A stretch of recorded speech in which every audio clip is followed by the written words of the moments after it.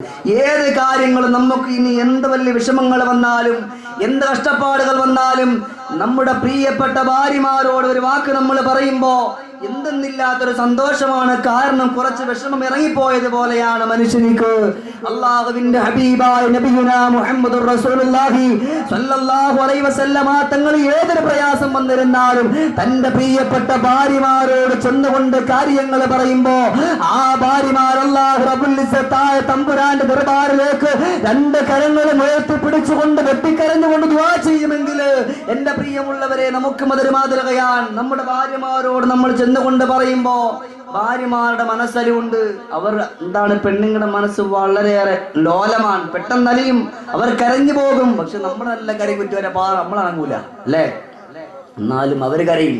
അത്രക്കുള്ള മനസ്സാണ്. അങ്ങനെ കരഞ്ഞുകൊണ്ട് അല്ല പറഞ്ഞല്ലോ, കരഞ്ഞുകൊണ്ട് എന്റെ അടിമ എന്നോട് എന്ത് ചോദിച്ചാലും അതിലേക്ക് ഞാൻ ഉത്തരം കൊടുക്കും. അല്ലാഹു റബ്ബുൽ ഇസ്സത്തായ തമ്പുരാൻ ഒരു ഖുദ്സിയായ ഹദീസിൽ കൂടി പറഞ്ഞു. എന്നാൽ ഇതൊന്നും വേണ്ടാന്ന് പറഞ്ഞുകൊണ്ട് പോയാൽ എവിടെ ചെന്ന് അവസാനിക്കും മുസ്ലിം? വേണ്ട വേണ്ട. അതുകൊണ്ടാണ് അല്ലാഹു റബ്ബുൽ ഇസ്സത്തായ തമ്പുരാൻ പറയുന്നത്, നിന്റെ എന്തൊരു പ്രയാസം വരട്ടെ, ഏതൊരു സന്തോഷം വരട്ടെ, നല്ലൊരു സന്തോഷകരമായ കാര്യം വന്നാ ലിതസ്കുനൂ ഇലൈഹാ, നിന്റെ ഭാര്യയോട് നീ ചെന്നുകൊണ്ട് പറയടാ, അതവൾക്കൊരു സന്തോഷമാകട്ടെ. നമുക്ക് സന്തോഷം ഉണ്ടായാലും നമ്മുടെ ഭാര്യ ഇങ്ങനൊരു കാര്യം ഉണ്ടായി, ഒരു 10 രൂപ ഇന്നൊക്കെ കിട്ടിയിട്ടുണ്ട്, ഒരു 10,000 നിന്ന് കിട്ടി, അൽഹംദുലില്ലാ. അപ്പൊ ഭാര്യയ്ക്ക് ഒരു സന്തോഷം, അൽഹംദുലില്ലാ. അപ്പൊ എത്ര അൽഹംദുലില്ലയായി. ഇതൊക്കെ ഇങ്ങനെ കൂടുമ്പോ, കുടുംബം എന്ന് പറഞ്ഞാൽ കൂടുമ്പോൾ ഇമ്പമുണ്ടാവുക, ഇതിനാണ് കുടുംബം എന്ന് പറയല്. ഇമ്പമുണ്ടാകണം, അല്ലാതെ അടിയും പിടിയും വഴക്കുമായിട്ട് പോയാൽ ഒരിക്കലും നമുക്ക് അള്ളാഹുവിന്റെ കോടതിയിൽ നമുക്ക് രക്ഷപ്പെടാൻ പറ്റില്ല. അള്ളാഹു നമ്മളെ കാത്തു രക്ഷിക്കുമാറാകട്ടെ. ഇതേ സമയം നമ്മുടെ ഭാര്യമാരോട് പറയുന്നതിനേക്കാൾ ഇന്നത്തെ സ്വഭാവം എന്താ, അപ്പുറത്തുള്ളവരോട് തഥ സുഖല്ലേ, അൽഹംദുലില്ലാ സുഖം തന്നെയാണ്, നിങ്ങൾക്ക് എന്താ, നിങ്ങളുടെ ഈ വിഭവം കണ്ടിട്ട് എന്താ ഇന്ന് ഒരു കടന്തല കുത്തിയ ലക്ഷണം കാണണ്ടല്ലോ അല്ലേ? എന്നാലോ നമ്മുടെ ഭാര്യമാരുടെ മുഖം വല്ലാതിരുന്നാൽ, അല്ലെങ്കിൽ അവരെവിടെങ്കിലും പോയെന്നിരുന്നാൽ അവരുടെ കാര്യങ്ങൾ ചോദിക്കാനോ അവരുടെ എല്ലാ പ്രയാസങ്ങളെ കുറിച്ച് ഒന്ന് അന്വേഷിക്കാനോ ഇന്നിപ്പോ നമ്മൾ ഉൾപ്പെടെയുള്ളവർ തയ്യാറാകുന്നില്ല. അങ്ങനെ തയ്യാറാകുന്നവനാണ് അള്ളാഹുവിന്റെ കോടതിയിൽ വിജയിക്കുക എന്ന് അഷ്റഫുൽ ഖൽഖ് മുഹമ്മദുർ റസൂലുള്ളാഹി സ്വല്ലല്ലാഹു അലൈഹി വസല്ലമ തങ്ങൾ പഠിപ്പിച്ചു.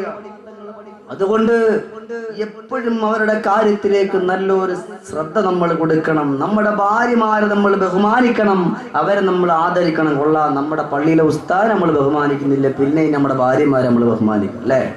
എന്താ അള്ളാഹുവിന്റെ ഹബീബായ റസൂലുള്ളാഹി തങ്ങൾ പറഞ്ഞത്? ഇഹ്തിറാമുർ റജുലി സൗജതി, ഭർത്താവ് അവന്റെ ഭാര്യ അവൻ ബഹുമാനിച്ചു കൊള്ളട്ടെ, അവൻ മാനിച്ചു കൊള്ളട്ടെ.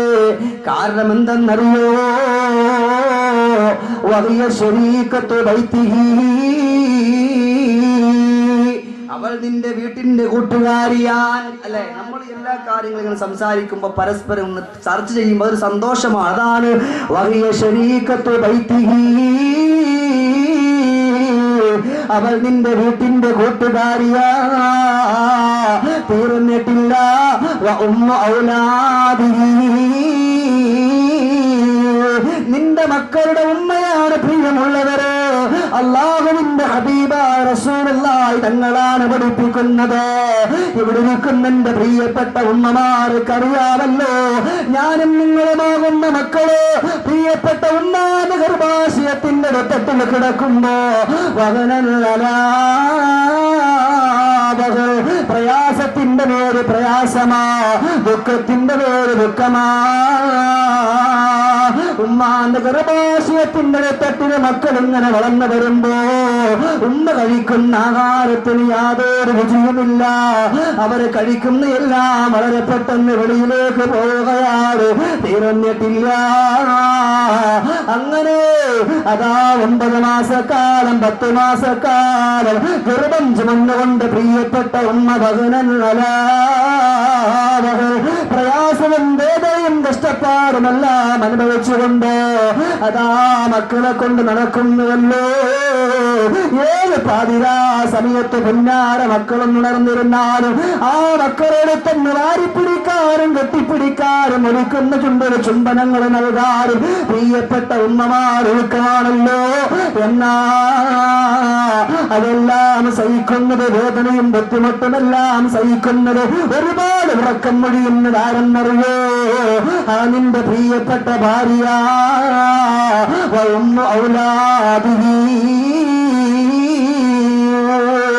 അവൾ നിന്റെ മക്കളുടെ ഉമ്മയാണ്. അതുകൊണ്ട് അവളെ നീ ബഹുമാനിക്കണം, ആദരിക്കണമെന്ന് മദീനത്തെ പൊന്നോമന മലരേ മുഹമ്മദ് മുസ്തഫ അല്ലാഹുവിന്റെ ഹബീബായ റസൂലുള്ളാഹി തങ്ങളാണ് പഠിപ്പിക്കുന്നത്. തീർന്നിട്ടില്ല. നിന്റെ രഹസ്യങ്ങളെല്ലാം കാത്തു സൂക്ഷിക്കാൻ ഏറ്റവും ഉത്തമയായിട്ടുള്ളത് ആ നിന്റെ ഭാര്യ. അതേ സമയത്ത് നിന്റെ എല്ലാ രഹസ്യങ്ങളും നിന്റെ കൂട്ടുകാരോട് പറഞ്ഞ അതവരുടെ മനസ്സിലിരിക്കില്ല. അവന്റെ കൂട്ടുകാരോട് പറയുന്നു, അവന്റെ കൂട്ടുകാരോട് പറയുന്നു. ഇങ്ങനെ പരസ്പരം ഇങ്ങനെ കൈമാറിക്കൊണ്ട് പോകുമ്പോ എന്റെ പ്രിയമുള്ളവരെ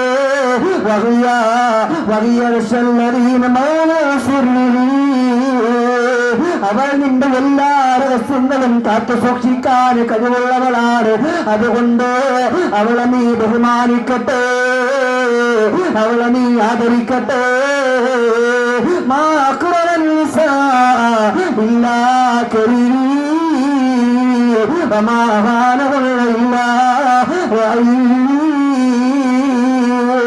മാനിനല്ലാതെ അവന്റെ ഭാര്യയെ മാനിക്കൂല എന്ന് ലോകത്തിന്റെ മുത്ത്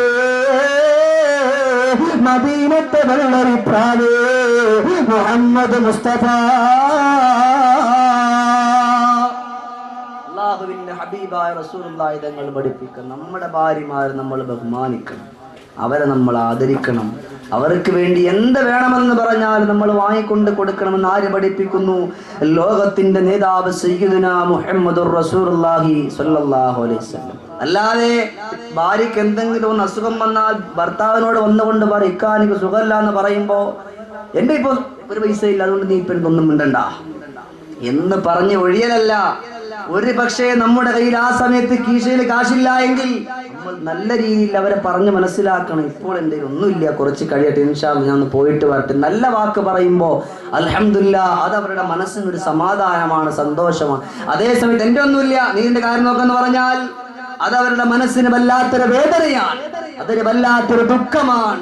അതുകൊണ്ട് ലോകത്തിന്റെ നേതാവ് സയ്യിദുനാ മുഹമ്മദുർ റസൂലുള്ളാഹി സല്ലല്ലാഹു അലൈഹി വസല്ലമ തങ്ങൾ പഠിപ്പിക്കുകയാണ്, ഭാര്യമാരോട് നല്ല രീതിയിലുള്ള വർത്തമാനങ്ങൾ പറയട്ടെ. ഖാലൻ നബിയ്യു മുഹമ്മദുൻ സല്ലല്ലാഹു അലൈഹി വസല്ലം ഖിയാറുക്കും ഖിയാറുൽ അഹ്ലി. അല്ലാഹുവിന്റെ റസൂൽ പറഞ്ഞല്ലോ, ഭാര്യമാരോട്, അവന്റെ കുടുംബത്തോട്, അവന്റെ മക്കളോട് ഏറ്റവും നല്ല രീതിയിൽ പെരുമാറുന്നവനാണ് ഏറ്റവും നല്ല ഭർത്താവെന്ന് അഷ്റഫുൽ ഖൽഖ് നബിയുനാ മുഹമ്മദുർ റസൂലുള്ളാഹി സല്ലല്ലാഹു അലൈഹി വസല്ലമ തങ്ങൾ പഠിപ്പിക്കുകയാണ്. സഹോദരങ്ങളെ, ഭാര്യമാർക്ക് വയ്യാതായാൽ അവരുടെ എല്ലാ ആവശ്യങ്ങളിലും നമ്മൾ ചെന്നുകൊണ്ട് പങ്കുചേരണം. എന്നാൽ മാത്രമേ യഥാർത്ഥമായിട്ടുള്ളൊരു ഭർത്താവിന്റെ കടമ അവിടെ നമുക്ക് പൂർത്തീകരിക്കാൻ പറ്റൂ. അല്ലാതെ എനിക്കൊരു വേദനയില്ല, എൻ്റെ ശരീരത്തിന് എനിക്കൊരു വേദനയില്ല എന്ന് പറഞ്ഞുകൊണ്ട് നമ്മൾ ഒഴിഞ്ഞു പോകരുത്.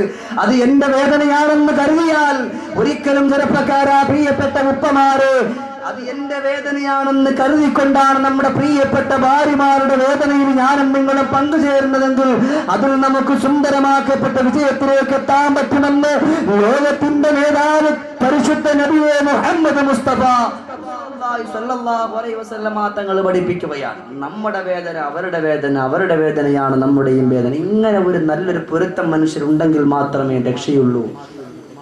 ഇല്ല എങ്കിൽ എവിടെ അടിയും പിടിയും വഴക്കുമായിട്ട് ഓരോ ദിവസം ഒരുപാട് അതിൻ്റെ സദസ്സുകളിൽ കത്ത് കിട്ടിയ എന്താ അവസ്ഥ? എൻ്റെ ഭർത്താവ് മൂക്കറ്റം മദ്യപിച്ചു കൊണ്ടുവന്ന് കുടിച്ചിട്ട് വന്നിട്ട് എന്നെ എടുത്ത് ആവശ്യമില്ലാതെ ഇടിക്കുന്നുണ്ട്, എൻ്റെ മക്കൾക്ക് നല്ലതുപോലെ ഉറങ്ങാൻ ഉള്ളൊരവസരം കൊടുക്കുന്നില്ല, പാതിരാ സമയത്ത് കൂട്ടുകാരുമൊത്തുകൊണ്ട് കല്ല് കുടിച്ചുകൊണ്ട് വെള്ളമടിച്ചുകൊണ്ട് 1 മണി എന്നല്ല 2 മണി എന്നല്ല വീട്ടിന്റെ വാരാന്തപ്പടിയിൽ വന്നുകൊണ്ട് വാതിലിൽ വിട്ടുമ്പോ നേരം വെളുത്ത് ആഹാരം വെച്ചിട്ട് കാത്തി കണ്ടുകൊണ്ടിരിക്കുന്ന പ്രിയപ്പെട്ട ഭാര്യ നിന്നെ കാത്തുകൊണ്ടിരിക്കുകയാണ്. ഉറക്കമിഴന്നിട്ട് ഭർത്താവെന്ന് വന്നിട്ട് കഴിക്കാമെന്ന് പറഞ്ഞുകൊണ്ടിരിക്കുമ്പോ ഭർത്താവെന്ന് കടന്നു വരുന്നത് തന്റെ പ്രിയപ്പെട്ട കൂട്ടുകാരുമൊത്ത് ഒരുപാട് ആഹാരങ്ങൾ മേടിച്ച് കഴിച്ചിട്ട് മൂക്കറ്റം മത്തിരിച്ചു കൊണ്ടുവന്നിട്ട് ഭാര്യയോട് പറയും, അല്ലെങ്കിൽ മക്കളോട് പറയും, എനിക്ക് ആഹാരം വേണ്ട എന്ന് പറഞ്ഞിട്ട് എന്തുകൊണ്ട് വേണ്ട എന്നൊരു ചോദ്യം അവർ ചോദിച്ചാൽ ആ ഭാര്യയെ പിടിച്ച് ആവശ്യമില്ലാതെ ഇടിച്ച് ഇഞ്ചിഞ്ചാക്കുന്ന ഒരു പ്രവണത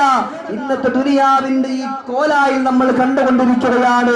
ഇങ്ങനെ പോയാൽ എന്റെ ബഹുമാനപ്പെട്ട ഉപ്പമാരോട് ചെറുപ്പക്കാരോട് ഞാൻ പറയുകയാണ്, അള്ളാഹുവിന്റെ കോടതിയിലേക്ക് എത്തുമ്പോ അവിടെ വെച്ചുകൊണ്ട് നമ്മളെ പിടിച്ചു നിർത്തുമ്പോ അള്ളാഹുവേ ഞാനൊന്നും അറിഞ്ഞിട്ടില്ല, ഞാനൊന്നും ചെയ്തിട്ടില്ല എന്ന് പറഞ്ഞിട്ട് കാര്യമില്ല. അള്ളാഹ് പറയും നീ ചെയ്തിട്ടുണ്ട് എന്ന് പറഞ്ഞുകൊണ്ട് ഓരോന്ന് എണ്ണി എണ്ണി പറയുമ്പോ അവിടെ നമുക്കൊന്നും തന്നെ മാറ്റിവെക്കാൻ പറ്റില്ല. അതുകൊണ്ട് ഈ ദുനിയാവിൽ വെച്ചുകൊണ്ട് ഒരുക്കങ്ങൾ ചെയ്താൽ ഈ ദുനിയാവാകുന്ന 10ാം ക്ലാസ്സിലെ പരീക്ഷ നമ്മൾ എഴുതിയാൽ മാത്രമേ നാളെ +2 ആകുന്ന ആഖിറത്തിൽ നമുക്ക് വിജയിക്കാൻ പറ്റൂ. അല്ലാഹു റബ്ബുൽ ഇസ്സത്തായ തമ്പുരാൻ അങ്ങനെ ഉള്ളവരുടെ കൂട്ടത്തിൽ നമ്മെ ഏവരെയും ഉൾപ്പെടുത്തി അനുഗ്രഹിക്കുമാറാകട്ടെ.